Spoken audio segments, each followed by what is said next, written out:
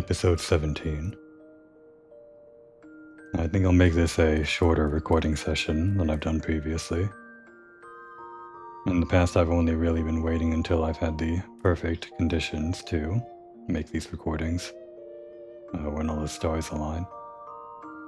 But if I do that every time, then I'll never make any headway in playing all the games that I want to play. Part of the reason I started recording these in the first place was to make a habit of sitting down and playing games, adhering to a schedule that I set for myself. Supposedly that should be easier without making videos and editing them and uploading them, but I always thought that YouTubers, gaming YouTubers, would build a large catalog that was beyond what I could even believe a single person or a single channel could do, even despite a small viewer count or a relatively small viewer count.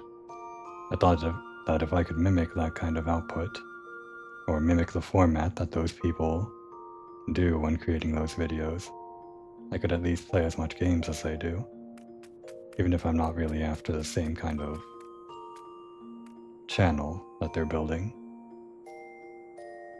Unlike last time, I don't think there's any need to recap the previous events. I guess I'll shortly say that we went into a few dungeons and fought some bosses that seemed relatively unrelated to each other.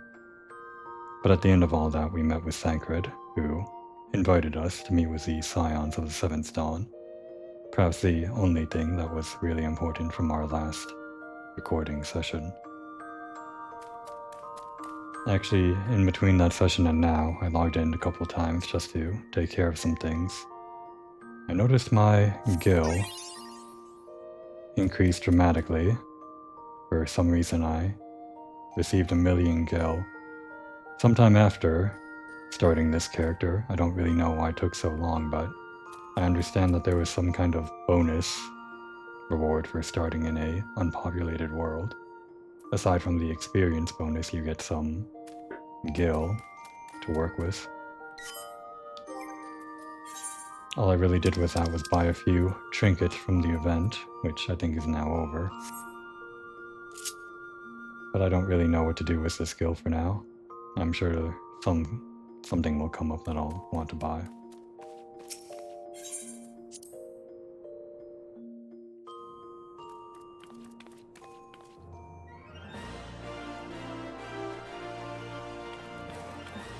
If I recall correctly, Momodi asked us to speak with her to learn more about the Scions. Let's see what she has to say. And there they are.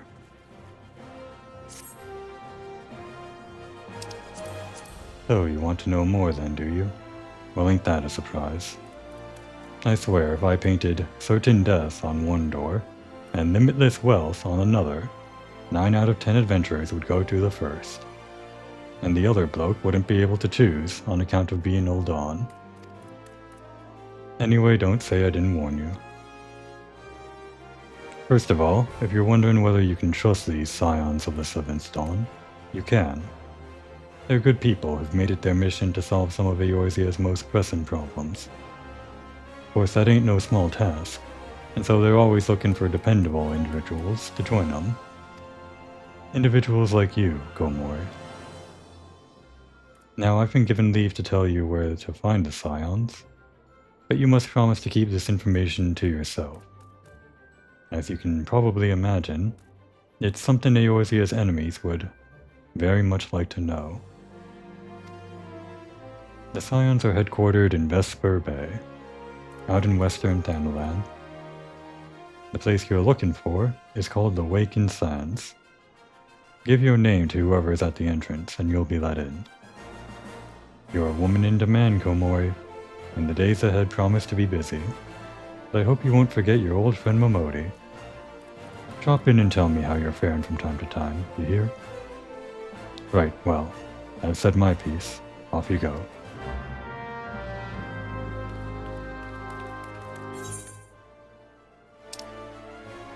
Now, Vesper Bay is just a bit further off from Horizon, where we already were. I think before we head that way, we can finish off this side quest for Jean Delane, just to get it off my hood.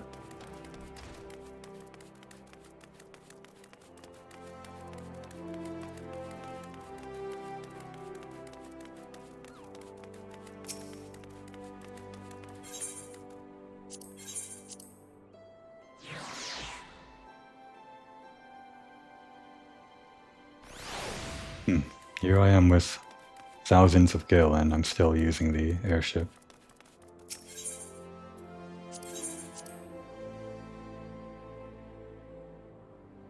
Let's say Komori's parents left a rather large inheritance, but she has absolutely no idea that it's in her bank account, so she still thinks she's poor. I'm sure she'll notice at some point.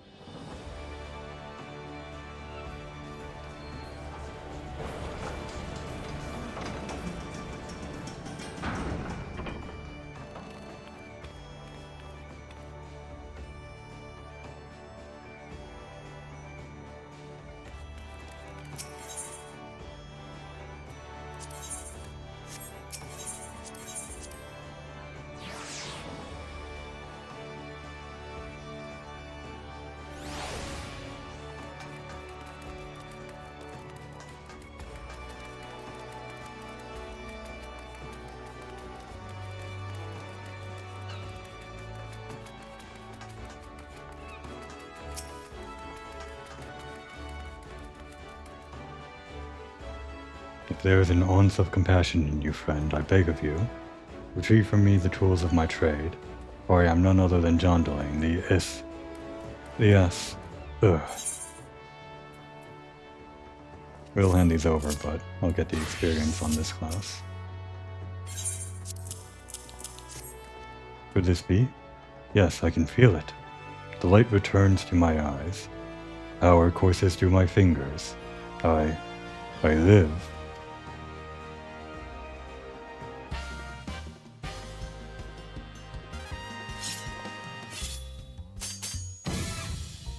And as I live, this unspeakable embodiment of ugliness must die. Begone, foul demon.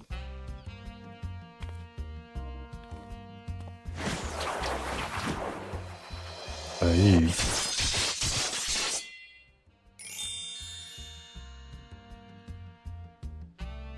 And so I ask, how do you feel, madam?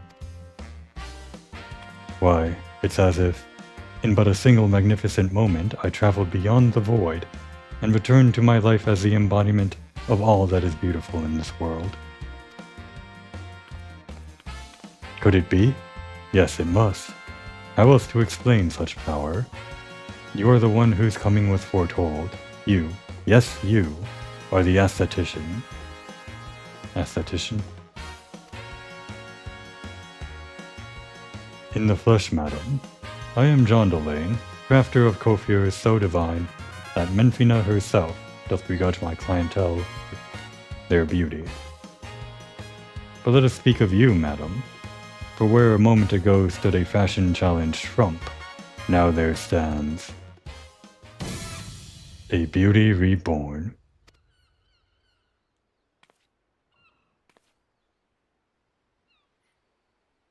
Komori agrees that she's no longer ugly.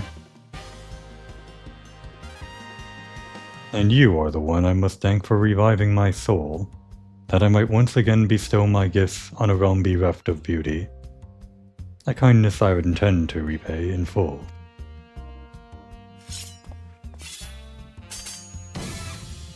Do you fear that your own hairstyle is becoming passé?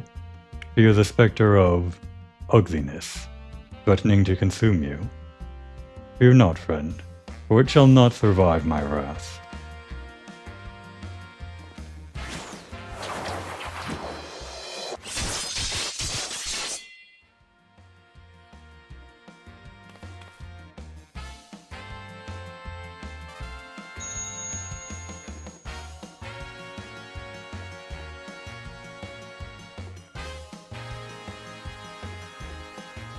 As the madam before you, as this very realm we call home, from an abyss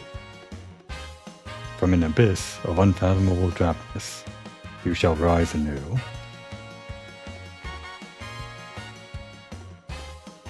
My clients have been known to make reservations moons, even years, in advance, but you shall know no such troubles. No, for proving a staunch ally to good taste when all others turned a blind eye, I shall gladly place myself at your beck and call. Yes, the next time you find yourself plagued by aesthetic ennui, you need only ring the crystal bell from the comfort of any inn room at which you have taken up lodgings.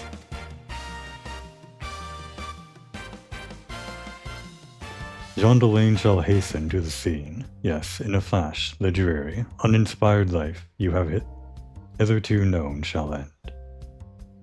You shall travel to the realm beyond, and return to us as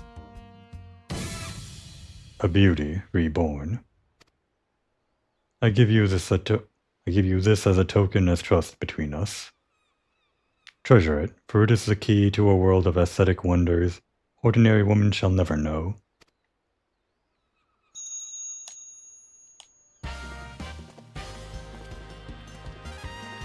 Oh, Master John Delane, do come back.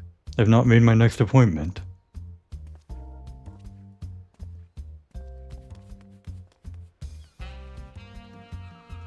They had fun with that animation.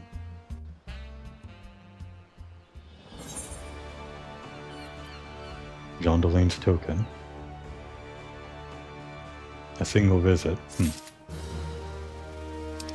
Yes, addition changes your hairstyle, among other things, but notably not things that you would change with a Fantasia, such as your race or your sex.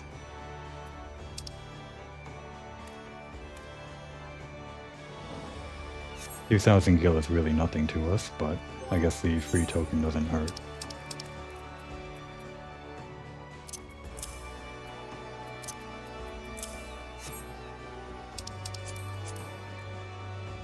With that out of the way, we'll go ahead and continue the quest.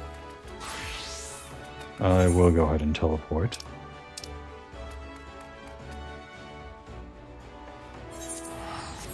It might be an interesting way to play, never teleporting. That's, as far as I'm aware, something that's completely doable within the confines of this game.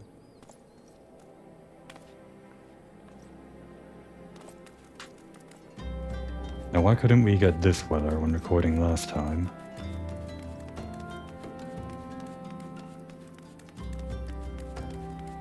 When I reviewed the footage, editing it down, everything seemed drab and grey from all the episodes in this area.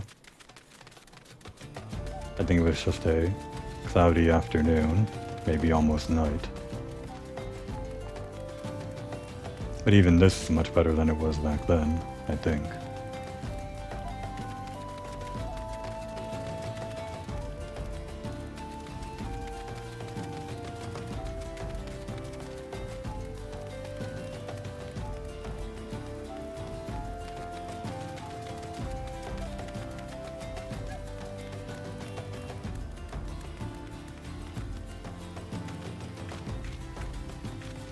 Anything biting?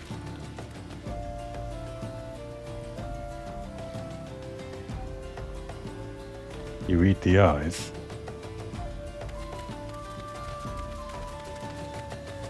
And I guess living out here you don't have much choice. Although I suppose those could be a delicacy, even to the rich of Ul'dah.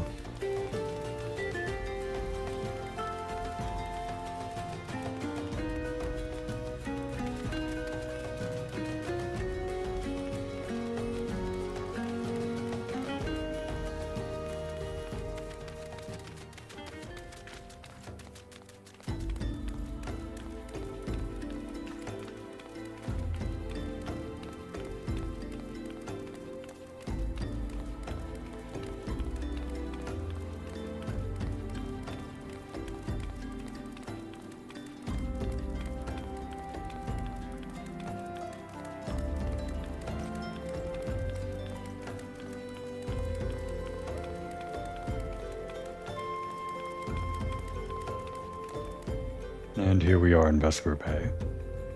A bay named after a legendary adventurer, or maybe the other way around. There is a blue quest here. What is this for? Ah, dyes and glamours. We'll go ahead and take those. I didn't realize these were locked behind a quest. Definitely need to finish these if we want to have any decent closing down the line. You there, yes you, a decisively unfashionable adventurer.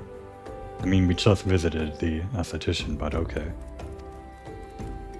Gods be good. Never in my life have I seen such unapologetic focus on function at extreme cost of form. The mere sight of you, fair makes my eyes bleed. As a lover of all things aesthetically pleasing, I cannot in good conscience allow you to continue roaming the realm in that sorry state. I believe your appearance can yet be salvaged through the use of color. I will teach you how to go about dyeing your outfit, but first I must have a drink. The heat here has given me a vicious thirst, and I won't be able to talk for any length of time. Be a dear and buy me a bottle of orange juice at the stall by the northern gates, would you? Once I have moistened my throat, we shall see to the business of remedying your appearance. And we'll pick up your other quest while we're at it. A hat as well.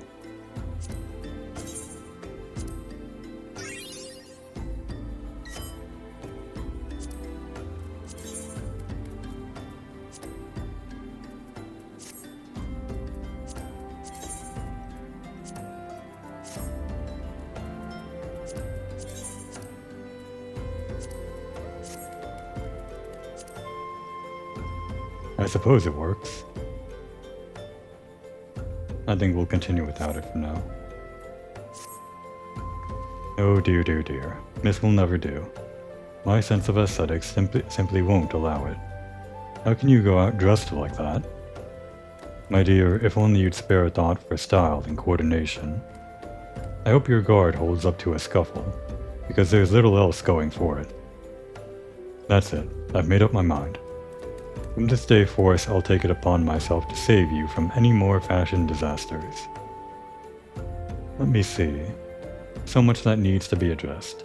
Where to even begin? Be a dear and get me a drink. I'm feeling rather parched. And this is a matter best discussed over a glass of something cold.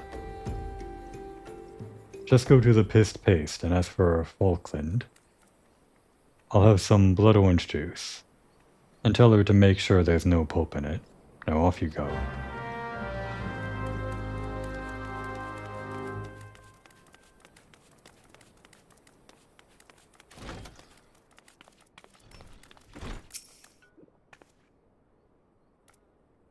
Oh, Swirgame sent you, did she? That woman. I've never known anyone so lazy. Would it kill her to come and get it herself?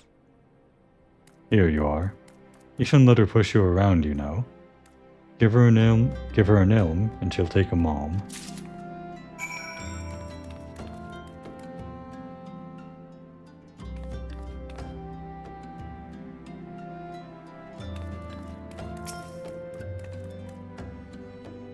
I tell you, that stuff doesn't come cheap.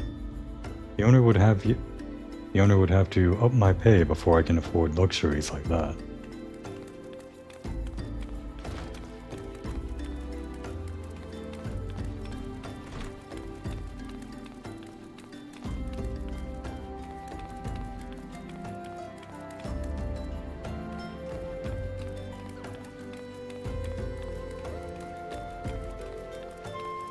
At times I prefer to take it slow and breathe in the atmosphere of the online world. Places like this are a lot of times forgotten by me.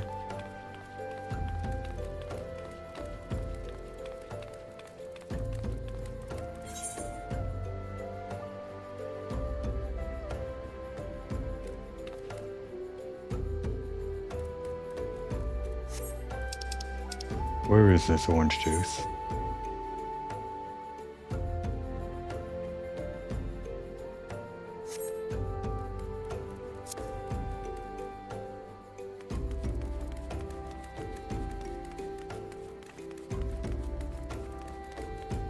I believe she says a North Gate or some such.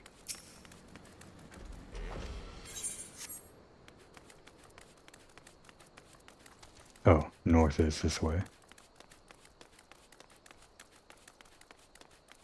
I'm so used to having a waypoint for every mission, pointing me exactly to where I need to go. When I'm told to go to the market and buy some orange juice, I could become completely lost.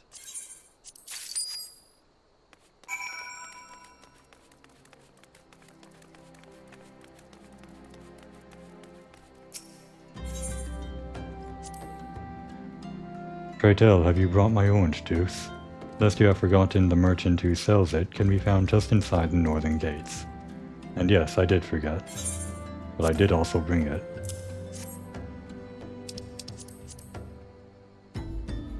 Phew, that's a relief. Finally, I can teach you how to bring color into your life. Listen well. There are handy items called colorants, which allow folk to dye their outfits a veritable rainbow of colors. These colorants are so simple to use, adventurers have no excuse to be fashion unconscious. Lest you worry that dyeing will affect your garment's precious properties, you may rest assured it will not. The practicality you adventurers love so much will not suffer for the change in appearance. A change for the better.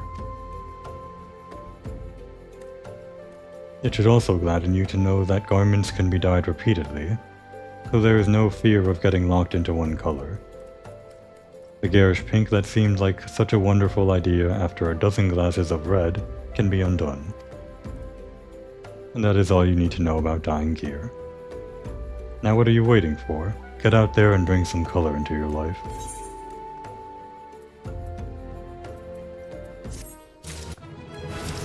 Dyeing dyes clothes.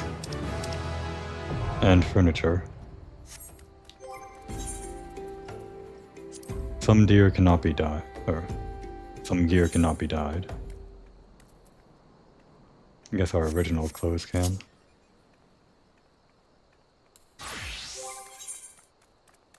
Using what we have on hand, could we make anything of this?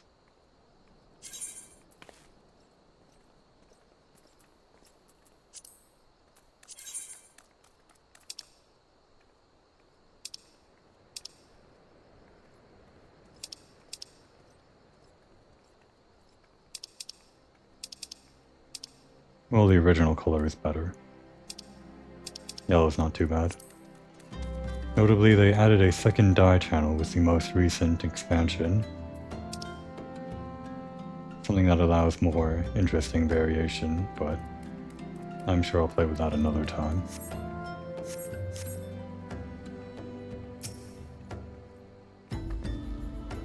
So, how's that drink coming along?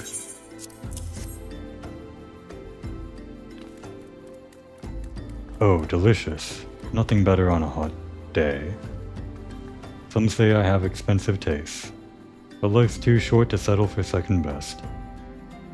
Of course, this extends to my choice of wardrobe too. Now that I'm feeling refreshed, shall we get started? Do you know, dear, you'd look a lot less drab if you knew only how to apply glamours. What's a glamour, you ask? Well, they use a glamour prism as a catalyst to project the image of one item onto another. It's an illusion, mind, but very convincing. This means the original object essentially stays the same. It just takes on a new appearance, that's all. Remember, if you fancy a change, you don't have to stick with the same glamour. Just apply another one on top, or use a glamour dispeller to return the object to normal. Why sacrifice style for such humdrum trifles as durability, or protection from bodily harm? Limitless possibilities for self-expression are just a couple of glamours away. Go ahead, give it a try. And do make it quick, dear, for my sake. I'm finding your uninspired attire more and more offensive with each passing moment.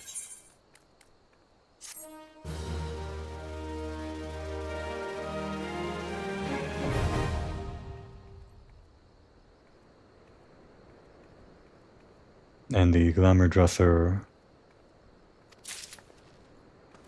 also allows glamour plates.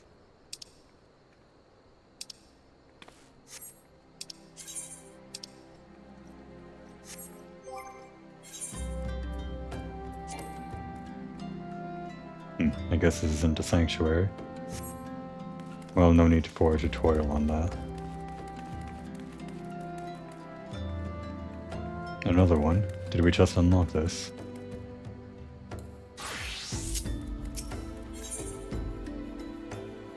Oh, I see.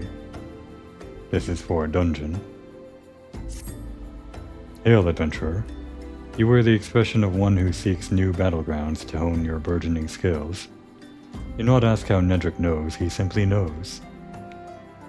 Now tell me, are you perchance familiar with the sunken temple of Karn?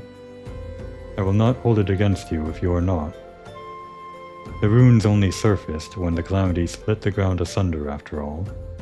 Any road, it's a popular destination these days for adventurers looking for new frontiers to explore.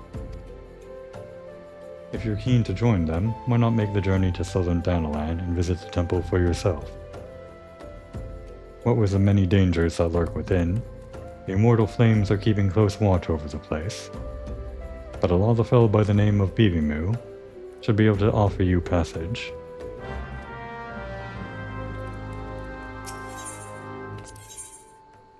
Interesting, he gives another dungeon quest. I'm not sure why this guy's the hub for that. Perhaps because Vesper Bay is a bit of a hub itself. They expect people to come here and accept these quests. I didn't notice, but I guess she has another one for later. Ah, if you're a disciple of the hand, which we won't be.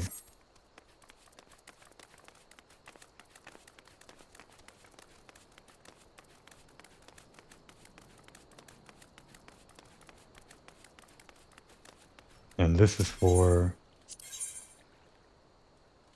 another dungeon, I believe.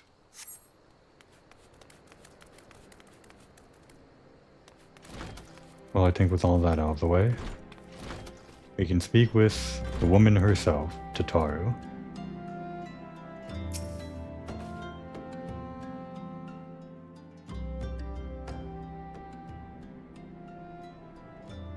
Deep in the desert of my heart, a lonely flower blooms, yearning for the heavens above, to quench my thirst for you. Cholololo, lololo. Whoa.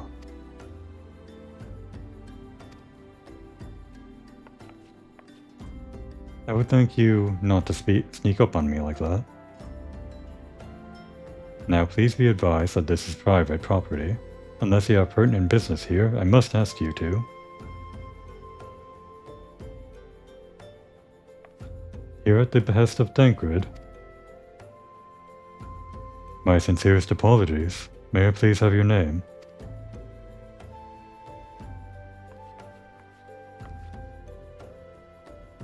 Komori Moriko. Komori Moriko. Ah, here you are. Ahem. I bid you welcome to the Waking Sands, headquarters of the Scions of the Seventh Dawn. My name is Tataru, and I look forward to assisting you during your time with us. The antecedent is within the solar. I shall let her know to expect you.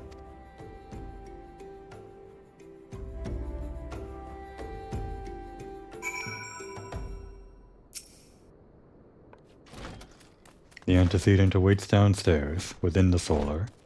You may enter whenever you are ready. It's too late now, but I'm curious what Tataru might have said if you came here before the main quest.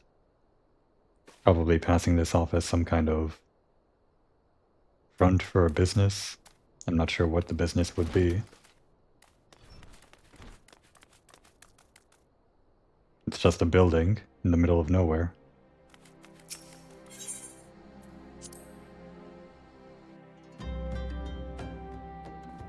And here we are back in the Waking Sands. Well, for the first time.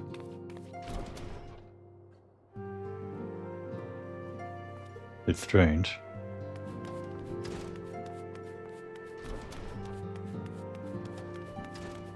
This whole place is strange. Or it feels strange, but it's just a completely normal place.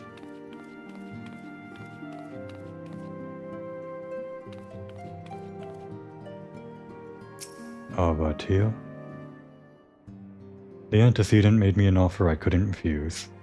Said that if I joined, I'd get to fight against the Primals and the Imperials both, to my heart's content. I knew I could get the same by enlisting in one of them grand companies. But I've never been partial to saluting, if you know what I mean. Same here. Arnvald. I had a dream unlike any other. I was myself, but then I became something more. When I spoke of it to others, they directed me here. Did you have one too? You're crazy, Arnvald. Dali. That receptionist is something else.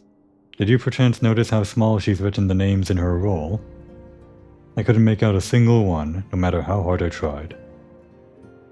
Sorry, just trying to make idle conversation. This whole affair has me all worked up. I thought for sure it was some sort of scam. That they were rounding up the hapless adventurers for some nefarious ends. But now that I've seen the facilities for myself, I must confess it looks legitimate.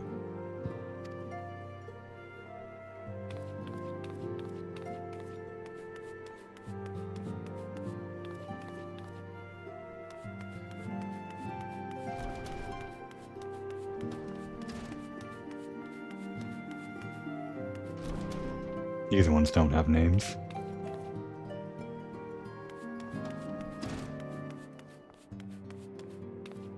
Oh, that's not a real room.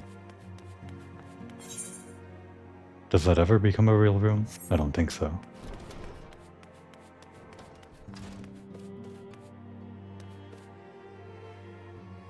Who is this?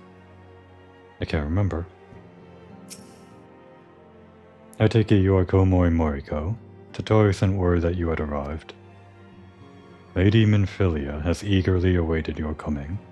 This way, if you please.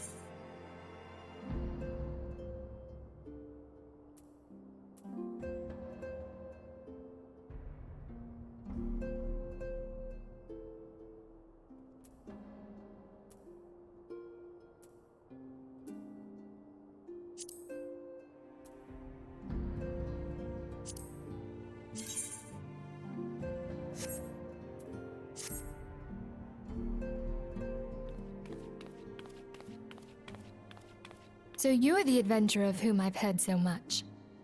Well met, friend. My name is Minfilia, and I lead the Scions of the 7th Dawn. I have awaited your coming.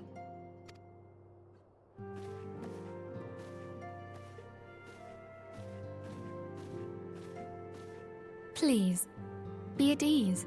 You are among friends here.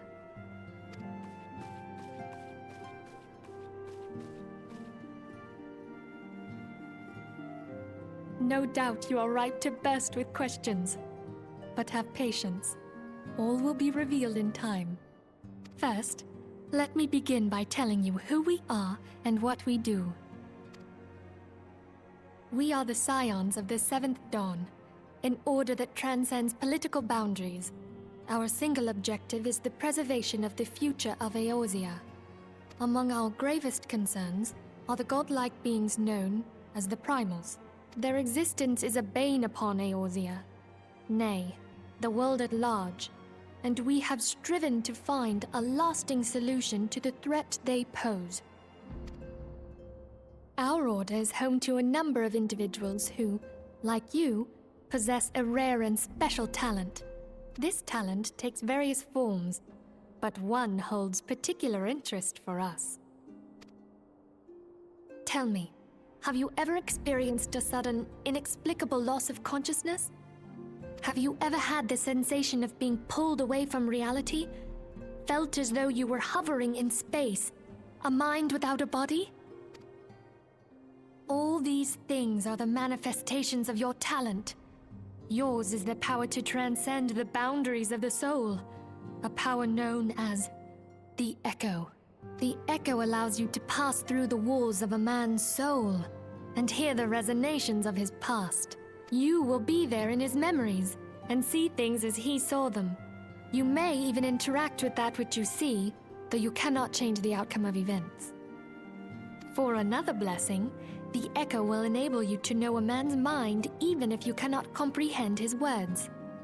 In short, the echo is a truly extraordinary power, and this power is strong within you. It is only a shame that we cannot use it whensoever we choose. That's right. I too possess the echo. With that established, let us return to the subject of the primals. So long as they exist, the realm cannot take so much as a single step towards true peace. Measures must be taken. Measures which transcend boundaries, be they of faction, race, language, or creed. And to do so, the Scions require the aid of those with our talent. Make no mistake, the Echo will be instrumental in dealing with the primal threat. Without it, we cannot hope to save the realm. I know not what it is you desire for yourself, nor what it was that first brought you to Eorzea. But I firmly believe that the power we possess was given to us for a purpose. Why else would the gods entrust man with a gift so extraordinary, if not to have him use it? And so I implore you, lend us your power.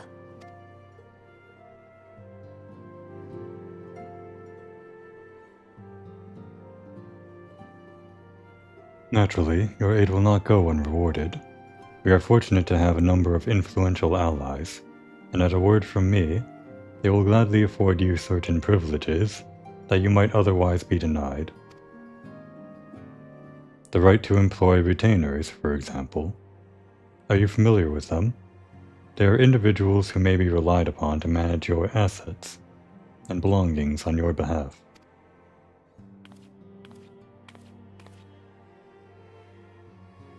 The papers you requested, my lady. Is this implying that Tataru is a retainer? I never thought of her as one, but that would be interesting.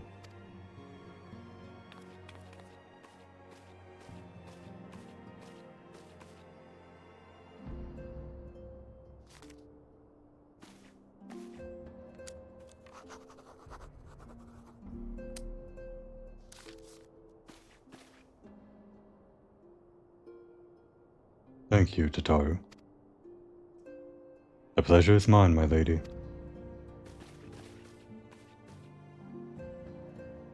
By way of a welcoming gift, I have taken the liberty of adding your name to the Retainer's Registry. As of now, you are entitled to employ the services of a retainer. You will need to consult a retainer vocate regarding the particulars of this arrangement. But believe me when I say that retainers will prove invaluable to you in your adventuring endeavors. Let this gesture serve as evidence of our commitment to do all in our power to facilitate your personal objectives. In return, we ask that you aid us to the fullest extent of your talents. A mutually beneficial relationship, I assure you. Oh, I am sure you will agree. And one which serves the greater good besides. Well, that was a veritable lecture, was it not? Forgive me, but it is important that all concerned are aware of what is expected of them. Now you know our purpose and what we can offer you. I invite you to consider joining us. When you have come to a decision, you may tell me without fear of censure. In good faith, I shall entrust you with our order's password, which our members use to reach one another when afield. It is Wild Rose. Pray keep it safe.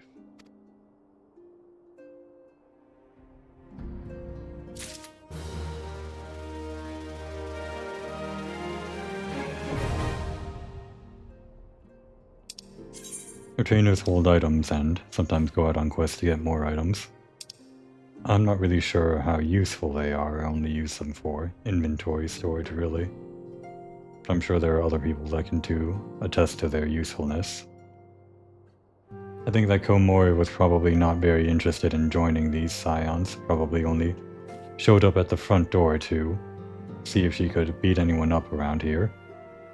But upon Minfilia's insistence on giving her a retainer, or basically a free manservant to bully around, I think she's starting to see the appeal of joining these people, plus the promise of some secret power that only they know of is pretty appealing in itself.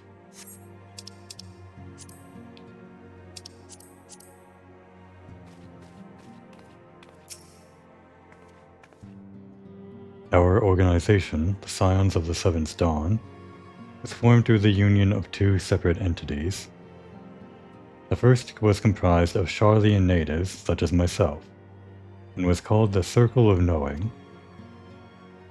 The second, made up of individuals that share your rare gift, was known as the Path of the 12.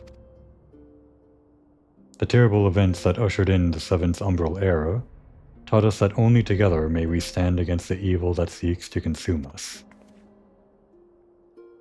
Now this is interesting what Ishtola says here. It's something that I'm not really too aware of myself, but I believe the Circle of Knowing was more prominent in the events of 1.0. I believe they were the equivalent of the Scions of the Seventh Dawn in that expansion, or rather, in that original iteration of the game.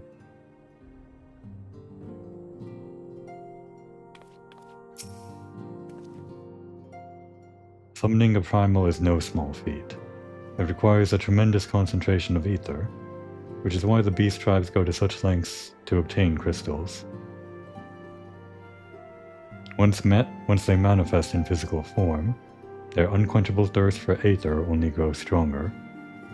They would drink the land dry with nary a thought to the consequences. Considering their fearsome strengths, it could be well within their ability to do so. It is for this reason we must do our utmost to oppose them.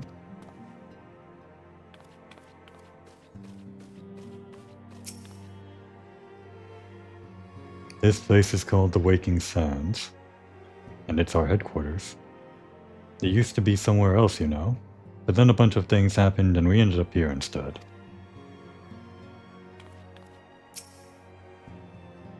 While there are others who possess the Echo, none are near as strong as you with the power, hence our extremely high expectations of you.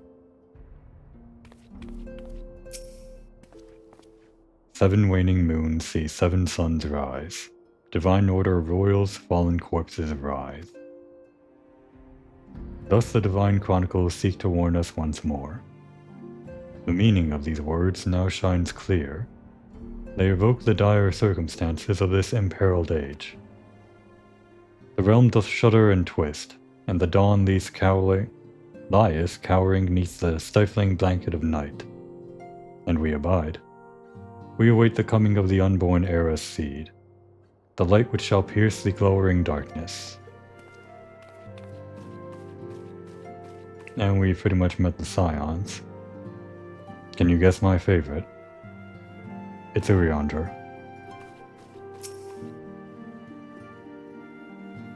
We Scions have but one objective: to safeguard the future of Eorzea. Among our gravest concerns are the godlike beings known as the Primals. Long have we striven to find a lasting solution to the threat they pose. I know not what it is you desire for yourself, its power, nor what it was that first brought you to Eorzea, but I firmly believe that the power we possess was given to us for a purpose. Pray consider this when you give me your answer, Komori.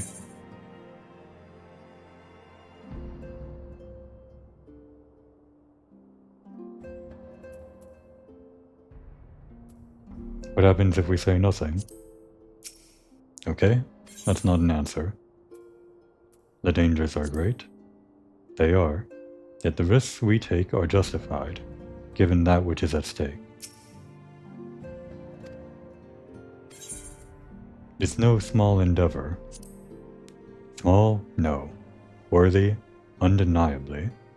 We labor for the good of all the realm. I will go whither the wild rose blooms.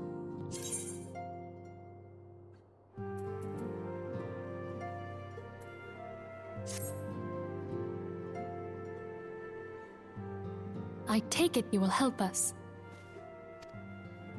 Wonderful! I knew you wouldn't let us down.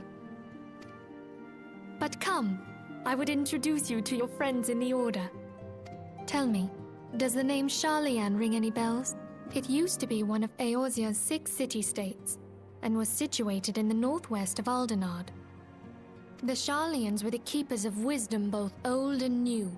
Their mastery over magic and ether was unsurpassed, and even the Garleans knew to fear them. Among their number, there were a noble few who devoted their lives to safeguarding the future of Eorzea. When the realm began its descent into chaos, and their countrymen fled for the motherland, they alone chose to remain here. These noble men and women were called the Archons. Those same brave souls stand before you now. The masked woman is Ida, and beside her is Popolimo. The two are charged with surveying the Twelveswood. Hello there! Welcome! Okay, my turn to introduce someone. That there is Thancred. He is our man here in Ul'dah, Jewel of the Desert. Welcome to the team. I never doubted that you'd come. If I may, the lovely maiden beside me is named Y'shtola. Limsa Lominsa has the pleasure of being under her care. Greetings. Last but not least is Urianger, who presides over all affairs within these halls. Pray seek him out whenever you have questions. Dawn may banish even the darkest night. The words of a dear friend. I am glad of our meeting. At the Battle of Carteneau, our leader was taken from us. But we did not stray from our purpose. We sought out Minfilia and others with her talent, and together established the Scions of the 7th Dawn. Along with the Archons, those blessed with the Echo play a pivotal role in our endeavor to forge a brighter tomorrow for the realm. Oh, I should also introduce you to Tataru, our clerk. She ensures that everything runs smoothly. Pleased to make your acquaintance. In time, I hope you will come to think of us as family. But without further ado, I would assign you your first task. Urianger, have the documents arrived from the students of Baldessian? Aye, my lady. They arrived but recently. We have received a request for aid from the Immortal Flames. Thancred, would you do the honors? It would be my pleasure. Some days ago, a crystal caravan registered to Amagina & Sons mineral concern was waylaid and divested of its cargo. But there is more. Within a bell of the robbery, several people were reported missing from the shantytown outside the city. At a glance, one would assume the involvement of bandits, kidnappers, and coincidence. Such crimes are hardly uncommon, and the Immortal Flames deal with their like almost every day. However, this time we have reason to believe that a primal is involved. Aye, the evidence left behind implicates the Emolja, who are known worshippers of Ifrit. If we then consider the objects that were taken, there is no room left for doubt. The crimes were committed in the name of a primal. That you may better understand the nature of our struggle with the primals, I would have you play the leading role in this investigation. You have my thanks. If there is aught you wish to know, I recommend you speak with Thancred. He is well versed in the affairs of Ul'dah. Ever at your service, fair lady.